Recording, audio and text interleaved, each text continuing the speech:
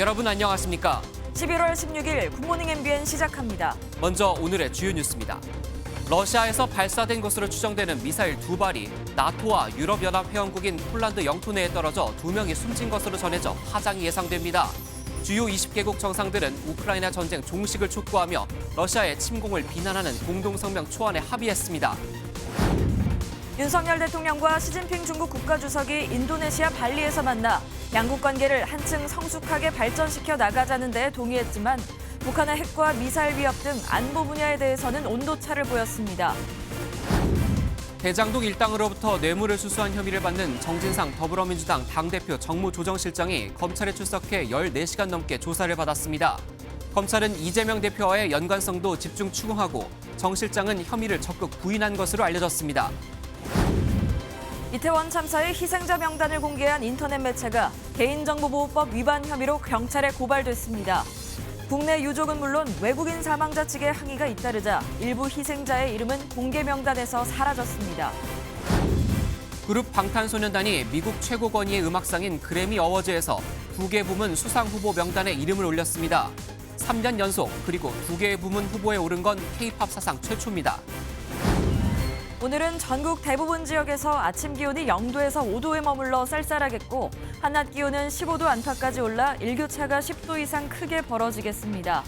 경기 남부와 충남 지방은 미세먼지 농도가 온종일 나쁨 수준을 보이겠고 그 밖에 서쪽 지방은 일시적으로 공기가 탁해질 전망입니다.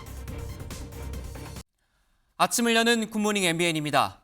러시아가 우크라이나 주요 도시에 대규모 미사일 공격을 다시 감행한 가운데 미사일 2발이 북대서양 조약기구 나토 회원국인 폴란드 영토에 떨어졌습니다.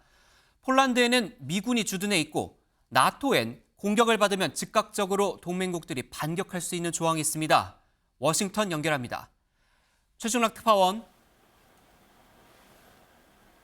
네, 워싱턴입니다. 네, 러시아가 미사일로 폴란드를 공격한 건가요? 러시아가 직접 폴란드를 목표로 공격한 것인지는 아직 확실하지 않습니다. 하지만 러시아 미사일 2발이 우크라이나 국경 지역 폴란드 영토 내에 떨어져 2명이 사망했습니다. 폴란드 국영방송은 경로를 벗어난 미사일 2발이 우크라이나와의 국경지대에 떨어져 2명이 사망했다고 밝혔습니다.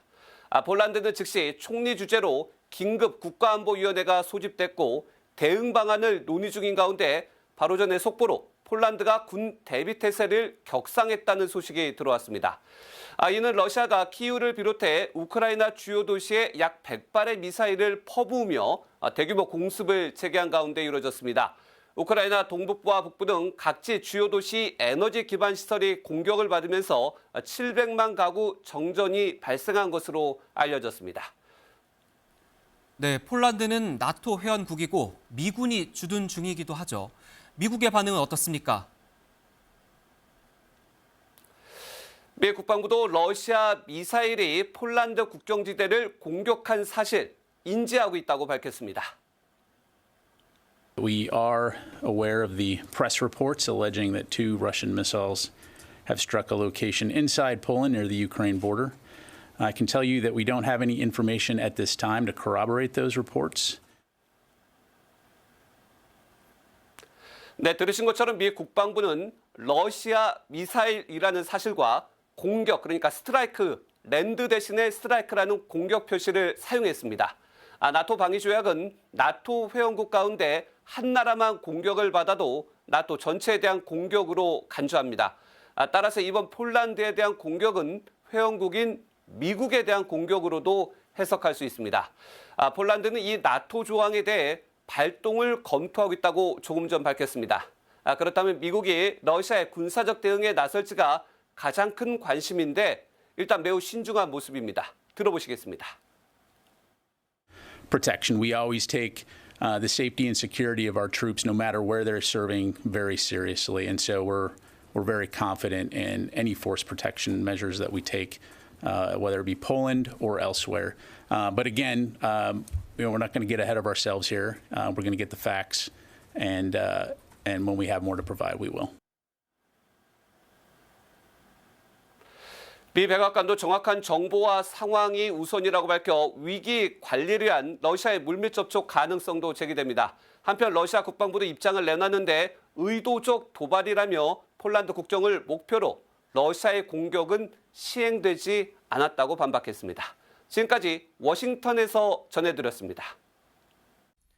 인도네시아 발리에서 열린 주요 20개국 정상회의에 참석한 정상들이 러시아의 우크라이나 전쟁 종식을 촉구하며 강하게 압박했습니다. 푸틴 러시아 대통령이 이번 회의에 불참한 가운데 러시아의 우크라이나 침공은 정상회담의 화두로 떠올랐습니다. 특히 G20 회원국 협상 대표들은 러시아를 규탄하는 내용의 공동성명 초안에 합의했습니다. 공동성명 초안은 G20 정상의 승인을 얻어 채택된 뒤 발표하게 되는데 러시아가 최종 채택에도 동의할지 관심이 쏠립니다. 윤석열 대통령이 인도네시아 발리에서 시진핑 중국 국가주석과 처음으로 대면 정상회담을 했습니다. 윤 대통령은 북핵 문제에 대한 중국의 적극적인 역할을 기대한다고 전했고 시 주석은 북한이 호응한다면 담대한 구상이 잘 이행되도록 적극 지지하고 협력할 것이라고 밝혔습니다. 원중희 기자입니다.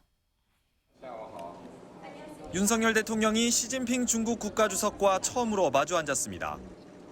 25분 동안의 회담에서 윤 대통령은 한중 간 긴밀한 소통과 협력을 강조했고 시 주석도 양국 간 의사소통을 확대하고 정치적 신뢰를 쌓아나가자고 밝혔습니다. 한반도와 영내 평화와 안정, 나아가 기후변화, 에너지 안보와 같은 글로벌 이슈에 대해서도 함께 소통하고 협력해 나가기를 기대합니다. 当前世界进入新的动荡变革期，社会面临前所未有的挑战，中韩是搬不走的近邻，也是分不开的合作伙伴。 윤 대통령은 최근 북한에 잇따른 도발에 대해 중국이 더욱 적극적이고 건설적인 역할을 해주기를 기대한다고 전했고 시 주석은 한중 양국이 한반도 문제에 공동 이익을 가진다고 답했습니다.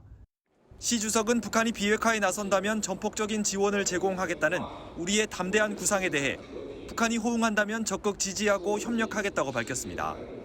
한중 양국 간 1.5트랙 고위급 대화 체제도 구축하자고 제안한 시 주석은 코로나 상황이 어느 정도 안정되면 윤 대통령의 방한 초청에 기쁘게 응할 것이라고 말했습니다. 이번 정상회담을 계기로 시진핑 주석의 방한이 언제쯤 이루어질지도 관심이 쏠립니다.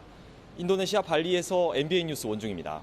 두 정상의 만남으로 경색된 한중 관계를 풀어가겠다는 양측의 의지는 확인됐지만 입장 차이가 크다는 점도 드러났는데요. 서로의 말 속에 담긴 온도차를 신동규 기자가 짚어봤습니다. 마주 앉은 한중 양국 정상의 발언엔 뼈가 담겨 있었습니다. 본격적인 회담에 돌입하기에 앞서 시진핑 중국 국가주석은 진정한 다자주의를 토대로 한 협력을 강조했습니다.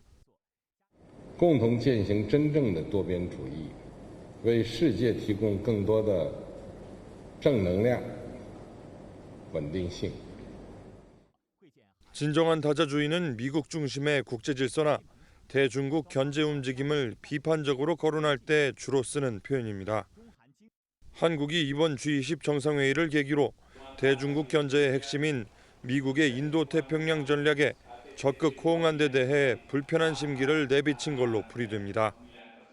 반면 윤석열 대통령은 보편 가치와 국제 규범을 강조했습니다.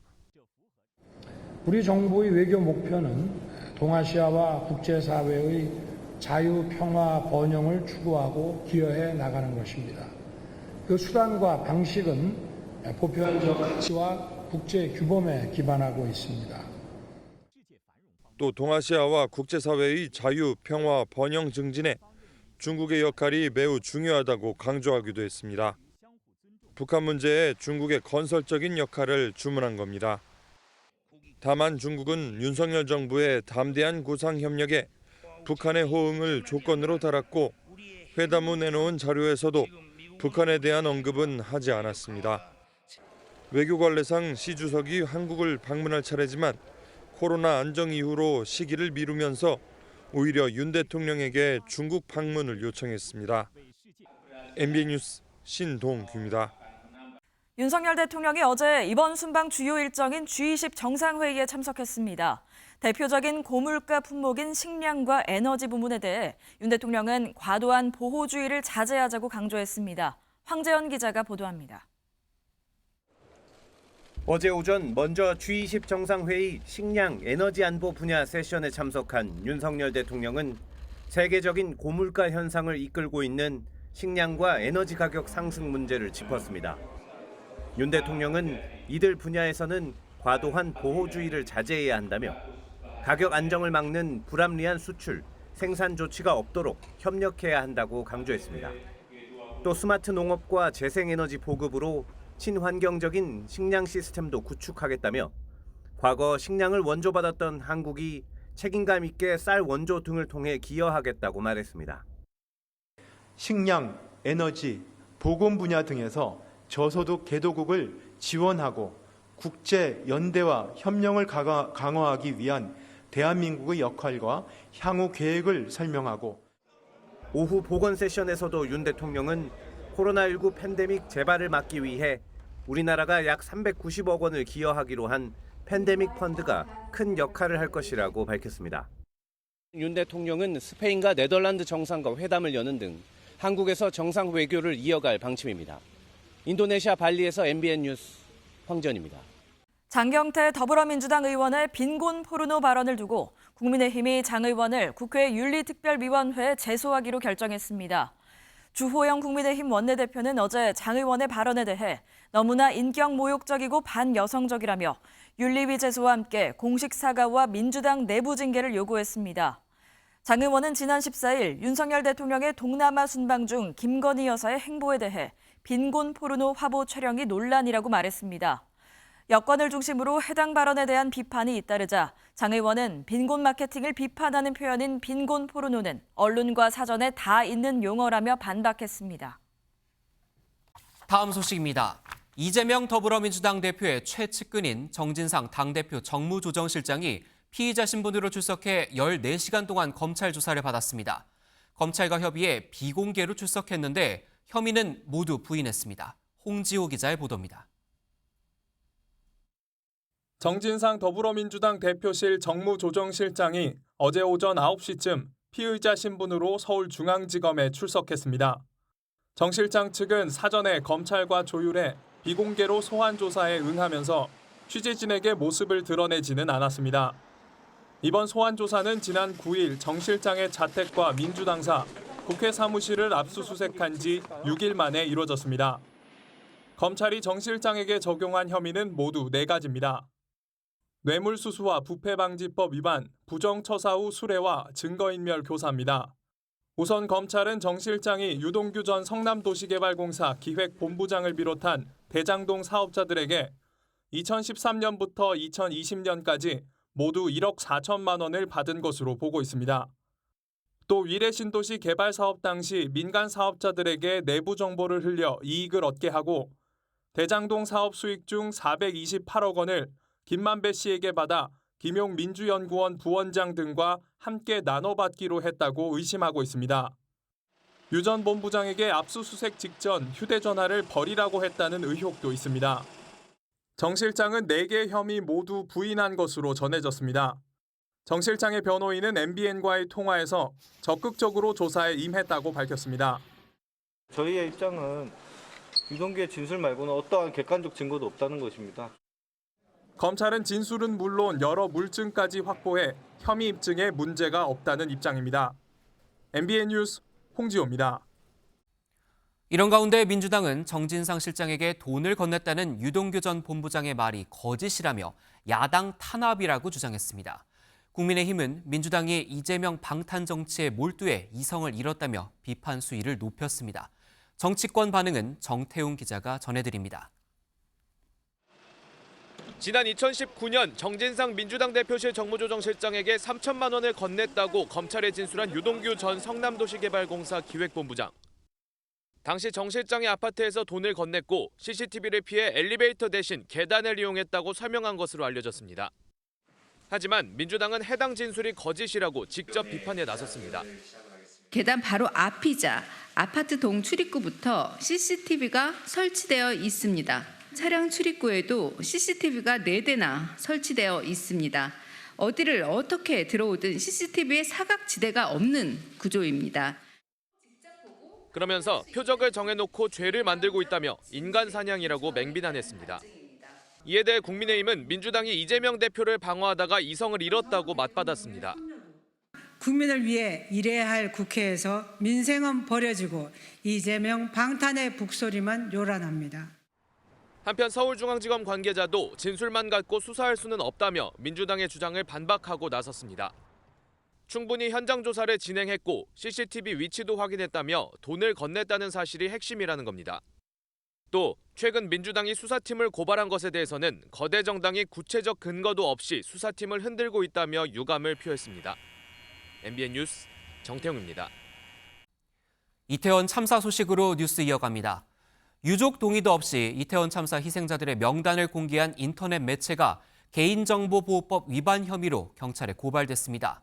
해당 매체는 동명이인이 많아서 고인이 특정되지 않는다는 해명을 내놓은 것으로도 전해졌는데요. 명단을 매체에 제공한 사람이 큰 법적 책임을 지게 될 수 있다는 분석도 나옵니다. 이혁재 기자입니다. 민들레 등 인터넷 매체가 유족 동의 없이 공개한 이태원 참사의 희생자 명단 공개가 결국 경찰 조사를 받게 됐습니다. 이종배 서울시 의원은 서울경찰청을 찾아 해당 매체를 개인정보보호법 위반 혐의로 고발했습니다. 신생 매체에서 결코 해서는 안 될 그 희생자들의 실명을 공개를 했습니다. 실명 공개는 명백한 개인정보보호법 위반이다 이렇게 판단이 돼서. 개인정보보호법은 살아있는 사람에게 적용되기 때문에 이번 명단 공개와는 관련이 없다는 해석이 있지만 희생자의 이름만으로 유족의 신상을 유추할 가능성도 있어 처벌이 가능하다는 반론도 있습니다. 명단 공개보다 명단을 최초로 제공한 행위가 법적으로 문제가 될 수 있다는 의견도 있습니다. 공무원이 넘겼다면 비밀누설죄가 적용될 수 있다는 겁니다. 정보를 제공한 그런 측이 개인정보보호법에 저촉되는 행위를 했는지 안 했는지에 대해서는 수사기관의 면밀한 검토를 통해서 살펴볼 필요가 있습니다. 명단을 공개한 민들레와 더 탐사 관계자들은 개인정보보호법 위반 가능성에 대해선 법리 검토를 마친 만큼 문제가 없다고 설명했습니다. 또 정보 출처에 대해 민주당 측에서 희생자 명단을 받은 것은 아니다라며 말을 아꼈습니다. MBN 뉴스 이혁재입니다. 한동훈 법무부 장관이 이태원 참사 희생자들의 이름이 공개된 것에 대해 유출 경로에 불법 가능성이 있을 수 있다고 말했습니다. 국민의힘은 민주당과의 연관성을 거듭 지적했고 민주당은 선을 긋는 모양새입니다. 이어서 강영호 기자가 보도합니다. 국회 예산결산특별위원회에서 회의 안건과는 별개로 이태원 참사 희생자들의 실명 공개와 관련한 질의가 이어졌습니다. 한동훈 법무부 장관은 유족에 대한 2차적인 좌표찍기라고 지적했는데 유출 경로의 불법 가능성에 대한 생각을 밝혔습니다. 훔쳐간 게 아니라면 누군가가 제공한 가능성이 제일 크지 않겠습니까? 공적 자료가 유출된 과정에 대한 어떤 법적 문제가 충분히 있을 수 있다고 생각합니다. 문재인 정부 당시 임명된 전현희 권익위원장과 송두환 인권위원장 역시 유족의 의사가 존중돼야 한다고 밝혔습니다. 피해자와 그 유가족들의 의사가 존중되어야 된다 생각합니다. 지금 국민의힘은 민주당과의 연관성을 지적하며 책임론을 제기했는데 수사가 필요하다는 목소리도 나왔습니다. 이 발표에 관여되는 분들이 이 친민주당 성향의 인사들이 많고 또 민주당에 몸담았던 분들도 있고 하기 때문에 저는 암묵적으로는 서로 명단 공개에 대해서 동의하고 하는 것이 아닌가. 민주당은 유족의 동의 없는 명단 공개는 부적절하다며 선을 긋는 모양새입니다. 이런 가운데 민주당 소속 의원 20명과 무소속 민영배 의원은 유가족 동의를 전제로 실명을 공개한 온라인 추모 공간을 만들겠다고 밝혔습니다. 국정조사를 수용하라는 야 3당의 대여 압박이 높아지는 가운데 희생자 명단 공개가 여야 대치 국면을 더욱 심화시킬 수 있다는 전망이 나옵니다. MBN 뉴스 강용호입니다. 이태원 참사 특별수사본부가 주요 피의자 가운데 처음으로 용산경찰서 전 정보과장을 소환했습니다. 또 행정안전부와 서울시 고위공무원을 참고인으로 불러 조사했는데 윗선 수사로 이어지는 분기점이 될 것으로 보입니다. 민경영 기자입니다. 이태원 참사를 수사 중인 경찰청 특별수사본부가 서울 용산경찰서 전 정보과장 김모 경정을 불러 조사했습니다. 특수본 출범 2주 만에 이뤄진 첫 피의자 소환입니다. 김 경정은 참사 전 작성된 헬로윈 인파 밀집 우려 보고서를 참사 직후 삭제하도록 지시했다는 혐의를 받고 있습니다. 보고서 삭제하신 혐의는 인정하세요? 조사장에서 성실히 답변하겠습니다. 이임재 전 용산경찰서장, 류미진 당시 서울청 상황관리관 등 주요 피의자에 대한 소환도 이뤄질 전망입니다. 특히 일선서 정보과장들에게 정보보고서를 삭제하라고 지시했다는 의혹이 불거진 박성민 전 서울경찰청 정보부장도 참고인 조사와 함께 입건 여부가 결정될 방침입니다. 특수본은 또 재난대응주무부처인 행정안전부로도 수사 범위를 넓혔습니다. 행정안전부 중앙재난안전상황실장과 서울시 안전총괄과장을 참고인으로 소환했습니다. 행안부와 서울시 고위공직자가 조사를 받은 건 이번이 처음인데 특수본 수사가 윗선으로 향할지는 좀 더 지켜봐야 할 것으로 보입니다. 특수본은 직무유기 등으로 고발된 이상민 행안부 장관에 대해서는 관련 법령에 따라 이를 공수처로 통보할 계획입니다. MBN 뉴스 민경영입니다. 이임재 전 용산경찰서장이 오늘 오후 국회에서 열리는 국회 행정안전위원회 전체 회의에 증인으로 출석합니다. 여야 의원들은 이태원 참사 당시 현장 총괄 책임자였던 이 전 서장을 상대로 당시 대응 상황을 살펴볼 예정입니다. 참사 당시 서울경찰청 112 상황관리관으로 근무한 류미진 전 인사교육과장도 증인으로 출석합니다.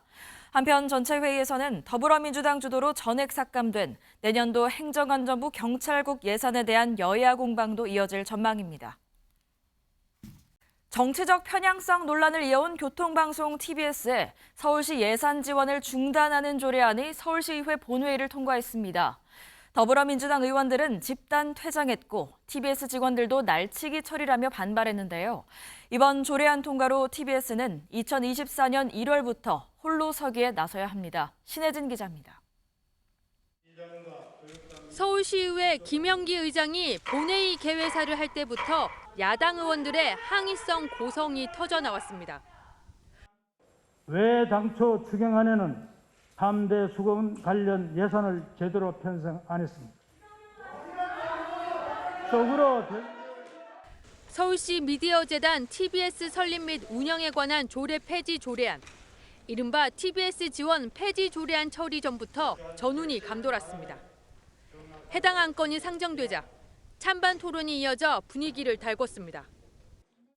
폐지 조례안은 공영방송사로서 본분을 망각한 TBS에 내리는 시민의 엄중한 심판입니다. 그릇을 통째로 뺏는 것이 해결책이 아닙니다. TBS 미디어재단 스스로의 발전 방향에 대해서 우리는 참고 기다려줄 의무가 있습니다. 더불어민주당 의원들은 투표를 거부하고 집단 퇴장했습니다. 의원 여러분의 양해를 부탁드립니다. 국민의힘 재적의원 73명 중 72명이 찬성표를 던져 TBS 지원 폐지안은 가결됐습니다. TBS는 한 해 500억 원 규모의 예산 중 70% 정도를 서울시로부터 지원을 받았는데 앞으로 이 돈을 받지 못하게 된 겁니다. 다만 직원들의 고용 문제 등을 고려해 중단 시점을 2024년 1월로 1년 유예했습니다. TBS 임직원들은 언론의 자유와 생존권을 침해하는 날치기 처리라며 강하게 반발했습니다. 정치적인 논리로 TBS의 공영성과 공정성을 논하는 것을 중단하고 TBS 지원 폐지 조례를 통한 언론 탄압을 즉각 중단해야 할 것입니다. TBS는 오세훈 서울시장 취임 이후 뉴스 공장 진행자 김어준 씨의 정치적 편향성과 고액 출연료 지급 논란이 이어져 왔습니다. 서울시의회 국민의힘은 TBS의 전면 개편 방안 등에 대한 새로운 조례안이 제출되면 숙고하겠다고 밝혀 프로그램과 진행자 등을 대대적으로 바꾸면 TBS를 다시 살릴 수 있다는 여지를 남겼습니다. MBN 뉴스 신혜진입니다. 대학 수학능력 시험을 하루 앞둔 오늘 전국 1,370여 개 시험장에서 예비 소집이 일제히 이뤄집니다. 수험생들은 배정받은 시험장에서 수험표와 시험 유의사항 안내문을 받고 시험실 위치 등을 확인할 수 있습니다. 방역당국으로부터 격리 통보를 받은 확진 수험생은 직계가족 등을 통해 수험표를 대리 수령할 수 있습니다. 정부는 확진 수험생들을 위해 병원 시험장 25곳과 별도 시험장 110곳, 분리 시험실 등을 마련했습니다. 비서를 성희롱한 혐의를 받는 도중 숨진 고 박원순 전 서울시장에 대해 성희롱을 한 게 맞다는 법원 판단이 나왔습니다. 박 전 시장 유족 측이 성희롱이 맞다고 본 인권위원회 결정을 취소해달라고 소속을 냈는데 법원이 받아들이지 않은 겁니다. 우종환 기자입니다. 고 박원순 전 서울시장이 비서를 성희롱한 게 맞다는 법원 판단이 나왔습니다. 앞서 성희롱이 맞다고 판단한 국가인권위원회 결정이 타당하다고 인정한 겁니다. 네, 성희롱이라는 것은 일단 그 개념이 권력적 관계 속에서 이루어지는 성적 운동을 성희롱이라고 하는 범주 속에 있는 모든 성적 운동으로 저희는 이 행위를 포섭을 하고 있습니다. 박 전 시장 부인 강난희 씨가 성희롱은 없었다며 인권위 결정을 취소해달라는 소송을 제기한 건데 1심 법원은 받아들이지 않았습니다. 법원은 구체적 상황을 열거하며 이유를 설명했습니다. 당시 박 전 시장이 보낸 메시지나 속옷을 입고 찍은 사진, 선정적 이모티콘을 보낸 점 등을 거론했습니다. 법원은 피해자 진술이 직접 경험하지 않고는 표현하기 어려울 정도로 구체적이고 일부 메시지가 복구됐으며 목격자 진술도 신빙성이 있다며 성희롱이 인정된다고 판단했습니다. 예상하지 못한 결과가 나왔기 때문에 사실 지금 많이 당황스럽고 깊은 유감을 표하고 싶습니다. 강 씨는 직접 선고를 지켜본 뒤 아무 말 없이 떠났는데 강 씨 측은 판결문을 분석한 뒤 항소 여부를 결정할 예정이라고 밝혔습니다. MBN 뉴스 우종환입니다. 그룹 BTS의 멤버 정국이 외교부 건물에 두고 간 모자를 1,000만 원에 팔겠다던 전직 외교부 직원이 횡령 혐의를 받게 됐습니다. 이 직원은 6달 동안 찾아가지 않은 모자라며 팔아도 된다고 주장했지만 경찰은 택시에 두고 내린 휴대전화를 기사가 훔치면 횡령죄가 되는 것과 같다고 봤습니다. 백길종 기자가 보도합니다. 중고 거래로 BTS 정국이 직접 썼던 모자를 팔겠다며 1,000만 원의 값을 매긴 전직 외교부 직원 A씨. 서울 서초경찰서는 A씨를 횡령 혐의로 검찰에 불구속 송치한다고 밝혔습니다. 앞서 A씨는 정국이 여권 발급을 위해 외교부를 방문했다 모자를 두고 갔다며 분실물 신고 후 6개월 동안 찾는 전화나 방문이 없어 소유권을 획득했다고 주장했습니다. 게시글이 논란이 되자 경기도 용인의 한 파출소에 모자를 제출하고 자수했습니다. A씨를 수사한 경찰은 애초 업무상 횡령 혐의를 검토했지만 법리 검토 결과 횡령죄를 적용하기로 결정했습니다. A씨가 외교부 직원이긴 하지만 계약직 직원이고 유실물 보관이 주 업무가 아니라는 이유입니다. 경찰은 또 모자를 외교부에 둔 게 확실한 만큼 점유이탈물 횡령 혐의도 적용이 어렵다고 봤습니다. 보통 이제 그 점유이탈물이라고 하는 거는 휴대폰을 버스 정류장에 놨다거나 막 이런 거 그런 거를 이제 얘기하는 거고 근데 이제 그러기에는 외교부가 또 점유가 바로 보관하면서 발생하잖아요. 점유가 이탈했다고 보기는 어려워서. 경찰은 BTS 소속사 등을 통해 정국이 해당 장소에서 모자를 잃어버린 사실을 확인했고 A씨는 경찰 조사에서 모든 혐의를 인정했습니다. MBN 뉴스 백길종입니다. 60대 운전자가 의식을 잃고 중앙선을 넘어 경계석을 들이받은 뒤에야 멈춰섰습니다. 그런데 운전자가 가속 페달을 계속 밟고 있었는지 차에서 불이 났는데요. 지나던 시민 3명이 폭발 위험에도 차에 다가가서 운전자를 구해냈습니다. 노승환 기자가 보도합니다. 캄캄한 도로에 승용차가 멈춰섭니다. 이내 화염과 연기가 순식간에 솟아올랐지만 어쩐 일인지 운전자는 내리지 못합니다. 잠시 후 지나던 시민 3명이 차로 달려듭니다. 창문을 두드려도 반응이 없고 깨지지도 않습니다. 한 시민이 어딘가로 가더니 쇠파이프를 구해와 유리창을 내려쳤지만 꿈쩍도 안 합니다. 쇠파이프로 창을 치는 소리에 가까스로 의식을 차린 운전자가 문을 열었고 한 시민은 운전자가 안전하게 피할 때까지 차 문을 놓지 않았습니다. 진행하시다가 갑자기 의식을 잃고 중앙선을 넘어서 반대편 방호벽에 차량이 부딪힌 그런 사고예요. 이제 의식을 잃은 상태로 가속 페달에 발이 올라가 있었나 봐요. 운전자가 탈출한 뒤 소방대원이 도착해 불은 10분 만에 꺼졌고 운전자는 손등에 화상을 입은 것 외에 크게 다치지 않았습니다. 불에 심하게 그을린 차는 당시 상황이 얼마나 급박했는지를 보여줍니다. 운전자를 구한 한 시민은 아버지 같은 분을 살려서 다행이라고 했습니다. 마땅히 해야 할 일을 한 것 같아서 뿌듯하고요. 또 저희 아버지 버리셔가지고 더 약간 그런 마음이 컸던 것 같아요. 60대 운전자는 알 수 없는 이유로 의식을 잃었을 뿐 음주운전은 아닌 것으로 확인됐습니다. MBN 뉴스 노승환입니다.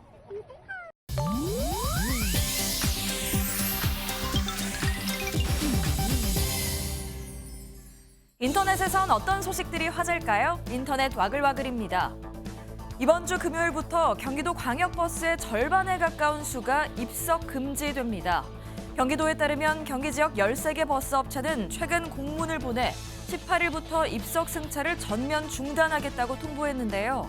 이들 업체에서 운행 중인 광역버스는 모두 1,100여 대로 경기도 전체 광역버스 2,500여 대의 44% 정도를 차지하고 있습니다.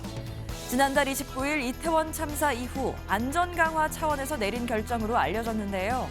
자칫 출퇴근 시 불편이 초래될 수 있다는 우려도 나오면서 경기도는 증차하는 등의 대책을 마련했다고 합니다. 광역버스 입석은 법으로 금지돼 있지만 그동안 암묵적으로 허용돼 왔는데요. 시민의 안전과 편의, 두 마리 토끼를 모두 잡을 수 있는 해결책이 나오길 바라겠습니다. 이웃집 대형견으로부터 아이를 구해낸 반려견에게 누리꾼들이 칭찬을 쏟아냈습니다. 미국 플로리다주의 한 가정집 마당, 아이가 반려견과 놀고 있는데 갑자기 이웃집 검은 개가 무서운 속도로 달려옵니다. 자칫 아이가 개에게 물릴 수도 있는 위급한 상황이었는데 반려견이 재빨리 자신의 몸으로 아이를 감싸더니 이웃집 개와 맞서 싸우기 시작했습니다. 그 사이 아이는 마당으로 나온 가족의 품에 무사히 안겼고 이웃 주민이 달려와 개를 말리며 상황은 종료됐습니다. 신속한 상황 판단으로 아이를 보호한 반려견의 행동에 누리꾼들의 반응도 폭발적이었는데요. 용감한 이 반려견에게 아주 맛있는 특식으로 상을 줘야 한다는데 많은 이들이 동의했다네요. 강철 같은 심장과 폐를 지녀야만 완주할 수 있을 걸로 보이는 풀코스 마라톤에서 담배를 피우며 완주한 50대가 주목받았습니다. 주인공은 열흘 전 중국 항저우의 한 마라톤에 참가했던 50대 남성 참가자. 이 남성은 42.195km를 3시간 38분 45초라는 우수한 기록으로 완주했는데요. 그만의 비결이라고 해야 할까요? 달리는 중간 담배를 피우는 모습을 보여 화제가 됐습니다. 호흡과 페이스 관리가 중요한 마라톤이기에 이런 여유로운 모습이 더 놀라운데요. 이전에도 2번이나 마라톤을 뛰며 담배를 피우는 모습을 보인 바 있다는데 그때보다 오히려 기록은 더 좋아지고 있다고요. 누리꾼들은 이게 가능한 일이냐는 반응을 보이는가 하면 다른 참가자들의 간접 흡연 피해가 갔을 것이라며 부정적인 반응을 보이기도 했습니다. 인터넷 와글와글이었습니다. 중앙방역대책본부가 지난 4일 아랍에미리트에서 입국한 내국인을 원숭이 두창 유전자 검사한 결과 어제 양성으로 확인했다고 밝혔습니다. 방대본은 환자를 국립중앙의료원으로 이송했고 접촉자를 파악하기 위해 심층 역학조사를 진행 중입니다. 이태원 참사 이후 심폐소생술의 중요함을 많은 분들이 알게 됐고 실제 배우는 분들도 많이 늘었죠. 지난해 모든 심폐소생술 상황을 분석한 결과 역시나 생존율이 2배 이상 높아졌다는 결과가 나왔습니다. 전남주 기자의 보도입니다. 의자에 앉아있던 사람이 갑자기 옆으로 쓰러지고 이를 발견한 식당 주인은 바로 심폐소생술을 시작합니다. 5분이 지날 무렵 쓰러졌던 사람은 극적으로 의식이 돌아왔습니다. 급성 심장정지 환자에게 이처럼 일반인이 심폐소생술에 나서는 비율은 지난 2017년 21%에서 꾸준히 상승해 지난해에는 29% 수준으로 뛰어올랐습니다. 심폐소생술 시행률이 올랐지만 고령 인구 증가에 따른 심장정지 환자도 동반 상승했습니다.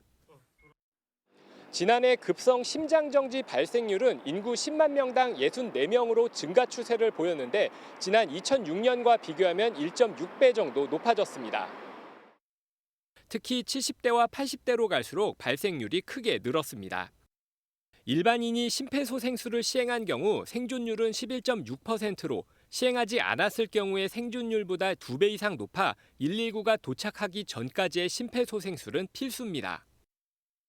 가슴 압박을 할 때에는 정확한 위치하시는 게 중요합니다. 위치는 가슴 흉골 하부 2분의 1 지점에 정확한 자세를 통해서 팔꿈치를 쭉 펴고 깊이 5cm 그리고 분당 100에서 120회로 누르셔야 합니다. 다른 주요국들에 비해서는 일반인들의 심폐소생술 시행률이 여전히 낮은 수준이어서 최근에 관심과 배움이 지속적으로 이어져야 한다는 지적이 나오고 있습니다. MBN 뉴스 전남주입니다.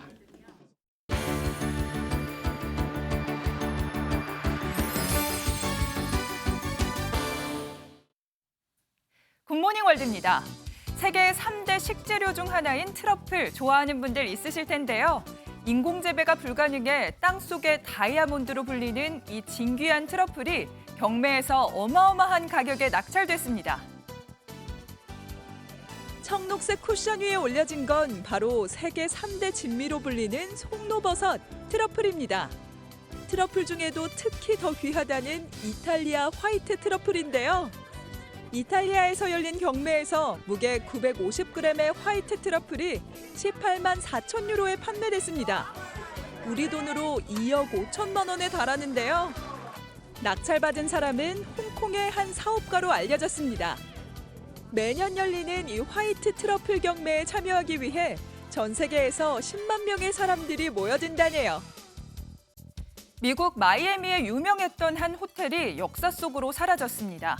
한때 마이애미의 대표적인 호화 호텔로 이름을 날렸던 건물이지만 세월을 이겨내진 못했네요. 미국 마이애미 비치에 있는 하얀 건물이 폭발음과 함께 그대로 주저앉고 뿌연 먼지 구름이 하늘을 뒤덮는데요. 1957년에 지어진 17층 높이의 도빌 호텔입니다. 이곳에서 1961년 존 F 케네디 대통령이 연설을 하기도 했고 비틀즈가 공연을 하기도 했는데요. 세월이 흘러 이곳저곳이 손상되더니 지난 2017년엔 화재로 문을 닫았습니다. 호텔이 사라진 자리에 대한 구체적인 계획은 나오지 않았다네요. 페루에선 특이하게도 죄수가 어린아이를 돌보는 곳이 있습니다. 장난감으로 놀아주고 꼭 안아 재우기도 하는데요. 아이와 소중한 시간을 보내는 이곳은 어딜까요? 언뜻 보면 놀이방처럼 보이는 이곳은 사실 페루의 한 교도소입니다. 페루에선 어린 자녀가 있는 여성이 교도소에 수감될 경우 아이와 함께 지낼 수 있는데요. 교도소 수감으로 엄마와 아이가 분리되면 유대감이 형성되지 않아 자녀의 성장에 부정적 영향을 끼칠 수 있기 때문입니다. 아이들이 3살이 되면 어머니의 곁을 떠나야 하는데요. 사랑하는 아이를 키우려면 무엇보다 죄를 짓지 말아야 한다는 사실을 수감자들 스스로 깨우칠 수 있겠네요. 굿모닝 월드였습니다. 미국의 10월 생산자 물가지수가 지난해 같은 기간과 비교해 8% 오른 것으로 나타났습니다. 미국 노동부는 10월 생산자 물가지수가 전월보다 0.2%, 전년 동월 대비 8% 상승했다고 밝혔습니다. 생산자 물가지수의 전년 동월 대비 상승률이 넉 달 연속 둔화세를 기록하며 미국의 인플레이션 완화가 시작됐다는 관측이 나오고 있습니다. 정부가 유, 초, 중 등 교육 예산을 줄이고 이 돈을 대학에 투자하겠다고 밝혔습니다. 학생 수가 줄어든 만큼 여유가 생긴 예산을 재정난을 겪고 있는 대학으로 돌리겠다는 건데 교육감들과 야당까지 반발하고 나섰습니다. 강세연 기자입니다. 학생들로 북적여야 할 캠퍼스가 썰렁합니다. 학령 인구 감소 여파로 정원이 줄어들거나 충원이 안 되는 건데 결국 경쟁력 하락으로 이어지고 있습니다. 인재 양성의 중추인 대학이 무너질 것이란 우려가 나오자 정부가 50년 만에 지방교육재정 교부금 개편에 나섰습니다. 유아부터 고등학생 교육에 쓰이던 교육세 3조 원을 대학에 투자하는 게 핵심으로 늘어난 예산은 지방대 활성화와 국립대 시설 확충 등에 쓰입니다. 대학의 교육 연구 여건을 획기적으로 개선하기 위해 국립대의 노후 시설 개선과 기자재 확충에 9천억 원을 투자하고 현재 대학생 1인당 공교육비는 OECD 평균의 64% 수준. 반면 초중등 교육은 학생 수가 줄어드는 상황에서도 예산이 꾸준히 늘며 OECD 평균을 웃돌고 있습니다. 초중등 교육계는 곧바로 반발했습니다. 군인이 준다고 국방부 예산을 줄이지 않는 것처럼 학생 수가 준다고 예산을 깎는 건 맞지 않다는 겁니다. 학생 수는 줄지만 학급 수와 학교 수는 증가하고 있습니다. 유초중등 교육의 질적 제고와 환경 개선을 위해서 아직도 우리들은 갈 길이 멀다고. 야당도 공청회 등 심의 절차를 거쳐야 한다며 편법적인 밀어붙이기라고 맞서고 있어 국회 통과에는 진통이 불가피할 것으로 보입니다. MBN 뉴스 강선입니다. 버려지는 폐기물로 새로운 제품을 만드는 재활용을 업사이클링이라고 하는데요. 요즘은 업사이클링에 그치지 않고 한 발 더 나아가 만드는 과정도 환경을 생각하는 이른바 클린 팩토리 움직임이 일고 있습니다. 문제는 비용이겠죠. 김종민 기자입니다. 원두 커피를 내리고 나오는 커피 찌꺼기를 모아 친환경 비료로 재탄생시킵니다. 폐기물이 될 자원을 새롭게 만드는 업사이클링 제품입니다. 최근엔 업사이클링한 제품 자체가 아니라 만드는 과정도 친환경으로 변신하고 있습니다. 경기 파주의 한 가죽 제품 공장. 공장 구석에 한가득 쌓여 있는 차량용 폐시트를 재료로 가죽 제품을 생산하는 업사이클링 업체입니다. 이 공장은 일반적인 공장과 다른 모습입니다. 이 업체는 이 탱크에 평소에 빗물을 가둬놨다가 정화해서 가죽을 세탁하는 데 이용하고 있습니다. 가죽을 세탁하고 남은 물도 바로 버리는 게 아니라 다시 정화 시설을 거치면 한 번 더 세탁하는 데 이용할 수 있습니다. 제품을 생산할 때 화학 물질을 배출하지 않고 물과 에너지도 낭비하지 말자는 차원입니다. 공장에서 쓰는 전기는 태양광에서 얻습니다. 하지만 생태 공장 구축에 드는 비용은 부담입니다. 물 재생 시설을 봤을 때 30년치의 물값을 낸 거와 같은 비용이 들어갑니다. 단기적으로는 큰 비용이 들지만 장기적으로 봤을 때 오히려 그 비용이 상쇄된다고. 미국 등이 친환경 생산에 대한 규제를 강화하고 있어 우리 기업들에게도 선택이 아닌 필수로 다가오고 있습니다. 발리에서 열린 민간 기업들의 협의체 B20 서밋에서도 친환경 생산이 주요 과제로 제시됐습니다. Governments and businesses must play their parts and drive global change. Together, we can set the condition to accelerate the adoption of eco-friendly solutions. 우리 정부는 폐기물이나 탄소를 줄이는 클린 팩토리에 올해만 230억 원을 지원하고 앞으로 규모와 범위를 확대해 나갈 방침입니다.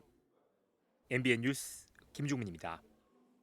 우리 축구대표팀이 결전지 카타르 도하에 입성한 지 이틀 만에 비공개 훈련에 들어갔습니다. 대표팀은 이제 8일밖에 남지 않은 우루과이와의 첫 경기를 무조건 잡겠다는 각오입니다. 카타르 도하에서 최영규 기자입니다. 도하에서의 두 번째 훈련도 팀 미팅을 갖고 결의를 다지며 시작한 대표팀. 어제 입국한 김민재와 황인범, 부상 여파가 있는 김진수와 황희찬만 가벼운 훈련을 소화한 가운데 26명 모두 훈련에 참가했습니다. 가볍게 몸을 풀며 훈련 전부를 공개했던 첫날과는 달리 대표팀은 둘째 날부터는 15분만 공개한 뒤 비공개 훈련에 들어갔습니다. 우루과이와의 첫 경기까지 8일밖에 남지 않은 만큼 수비 조직력과 세트피스 등 맞춤 전술을 가다듬는 데 집중할 것으로 보입니다. 첫 경기가 잘 풀려야 남은 경기들에서 부담감이 줄어드는 만큼 선수들도 입을 모아 첫 경기의 중요성을 강조했습니다. 첫 경기가 얼마나 중요한지 의미를 잘 알고 있어서 지금까지 해왔던 것처럼 첫 상대 우루과이가 누니에스를 중심으로 한 공격진이 강한 만큼 수비의 핵 김민재의 역할이 특히 중요할 것으로 보입니다. 기본적으로 적극적인 선수고 공격할 때나 수비할 때 적극적이기 때문에 저희가 그에 대한 대비를 잘 해야 될 것 같고. 주장 손흥민까지 곧 합류하는 가운데 대표팀은 잠시 후 첫 완전체 훈련을 가질 예정입니다. 도하에서 MBN 뉴스 최영규입니다. 그룹 BTS가 3년 연속 미국의 그래미 어워드 후보에 지명되면서 K-팝의 새 역사를 썼습니다. 2개 부문 후보로 지명됐는데요. 그동안 인연이 없었던 트로피까지 거머쥐게 될지 관심입니다. 김민수 기자가 보도합니다. 그룹 방탄소년단이 지난 6월 10일 공개한 옛 투컷 뮤직비디오입니다. 미국의 한 사막에서 촬영했는데 지난 9년간 음악 여정을 진솔하게 풀어낸 내용을 빼어난 영상미로 담았습니다. 5개월이 지나 조회수는 1억 6천만 뷰를 돌파했고 그래미 어워즈 베스트 뮤직비디오 부문 후보에 이름을 올렸습니다. 지난해 9월 공개한 마이 유니버스도 베스트 팝 듀오 그룹 퍼포먼스 부문 후보에 올랐습니다. 이로써 BTS는 대중음악계 최고의 영예인 그래미 어워즈에 K-팝 가수로서 최초로 3년 연속 후보에 올랐습니다. 특히 이번 그래미 후보 지명은 마티형 진의 입대를 앞두고 이뤄졌습니다. 미국 주요 대중음악 시상식에서 모두 수상을 해왔던 만큼 그동안 후보에만 올랐던 그래미 어워즈 수상이 남다를 수밖에 없습니다. 지난해 11월 미국 로스앤젤레스에서 열린 기자 간담회에서 BTS는 그래미 수상 불발에 대한 아쉬움을 나타내기도 했습니다. 그래미가 끝나고 이제 베스트면 얼마나 좋았을까라는 생각을 했지만 사실 BTS의 염원이 이뤄질지 여부는 현지 시간으로 내년 2월 5일 열리는 제65회 그래미 어워즈에서 확인할 수 있습니다. MBN 뉴스 김민수입니다. 바르게 살기 운동 중앙협의회가 어제 서울 잠실 실내체육관에서 2022년 바르게 살기 운동 전국 회원 대회를 개최하고 100만 회원 배가 운동과 가짜뉴스 추방 등 3대 운동 실천을 선언했습니다. 아울러 임준택 중앙회장은 대회사를 통해 공존과 상생의 공동체 회복과 국민 통합이라는 국가적 시대적 과제 해결에 앞장서겠다고 밝혔습니다. 어느덧 대학 수학능력 시험이 하루 앞으로 다가왔습니다.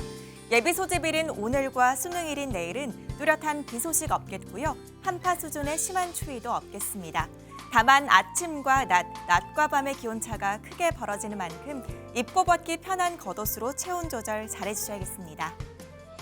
오늘 아침 안개 상황을 잘 살피셔야겠습니다. 현재 지도에 붉은색으로 표시된 중부 내륙을 중심으로 가시거리가 100m 안팎까지 좁혀져 있고요. 그 밖에 남부 내륙에도 1km 미만의 안개가 낀 곳이 많습니다. 출근길 교통안전에 유의하셔야겠습니다.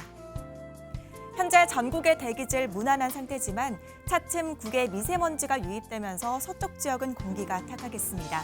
인천과 경기 남부, 충남은 일평균 초미세먼지 농도 나쁨 수준을 보이겠고요. 그 밖에 서쪽 지역에도 밤한때 일시적으로 농도가 짙게 나타나겠습니다. 오늘 전국 하늘에는 가끔 구름만 지나겠고요. 호남 지역은 아침까지 약한 빗방울이 떨어지는 곳이 있겠습니다. 지역별 현재 기온 보겠습니다. 서울 5.6도, 대구는 6.8도 등 어제 같은 시각보다 2도에서 5도가량 높은 기온 보이고 있고요. 낮 기온은 서울 13도, 대전 15도, 부산은 18도까지 오르면서 평년 기온을 2도가량 웃돌겠습니다. 당분간 맑은 가운데 일교차 큰 날씨가 이어지겠습니다. 내셨습니다. 내일은 수능 날입니다. 기상청 홈페이지에서 시험장별 날씨 정보를 제공하고 있으니 미리 확인하시면 좋을 것 같습니다. 저희 MBN도 수험생 여러분을 응원합니다. 뉴스 마치겠습니다. 고맙습니다.